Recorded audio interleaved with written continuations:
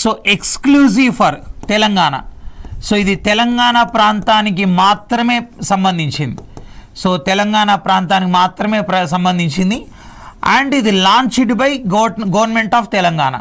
So launched by government of Telangana. So దీన్ని ప్రవేశపెట్టింది కూడా తెలంగాణ ప్రభుత్వం ప్రవేశపెట్టింది.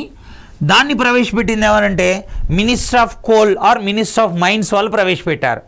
ఓకే, ఇది ఓన్లీ ఆ బొగ్గు గనులు ఉన్న 37 జిల్లాల వాళ్ళకు మాత్రమే వర్తిస్తుంది. అదే మీరు ఇక్కడికి వచ్చారనుకోండి, so applicable for total Telangana. ఇది applicable for total Telangana. So తెలంగాణలో ఉన్న అందరికీ కూడా ఇది వర్తిస్తుంది. ఇక రెండోది, ఇక్కడ ఎవరికి ఇస్తారు 1 లక్ష రూపాయల ఆర్థిక సాయం? 37 జిల్లాలో ఉన్న అందరికీ ఇస్తారు. అంటే ఓన్లీ బొగ్గు గనుల్లో పనిచేస్తున్న కుటుంబాలకు మాత్రమే కాదు, మొత్తం 37 జిల్లా అందరికీ ఇస్తారు. కానీ వాళ్ళ ఆదాయం ఏంటంటే 8 లక్షల లోపు ఉండాలి. వాళ్ళ ఆదాయం 8 లక్షల లోపు ఉండాలి. 8 లక్షలు పర్ యానం, ఒక సంవత్సరానికి 8 లక్షల లోపు ఉండాలి. కానీ అదే స్టేట్ గవర్నమెంట్కి వచ్చేసరికి ఇక్కడ ఆదాయ పరిమితి లేదు. ఇక్కడ ఆదాయ పరిమితి లేదు. ఎవరైతే మెయిన్స్ క్వాలిఫై అయిన వాళ్ళు ఉన్నారో, ఓకేనా, సో మెయిన్స్ క్వాలిఫై అయిన అందరికీ ఇది వర్తిస్తుంది. అది దానికి దీనికి తేడా అన్నమాట.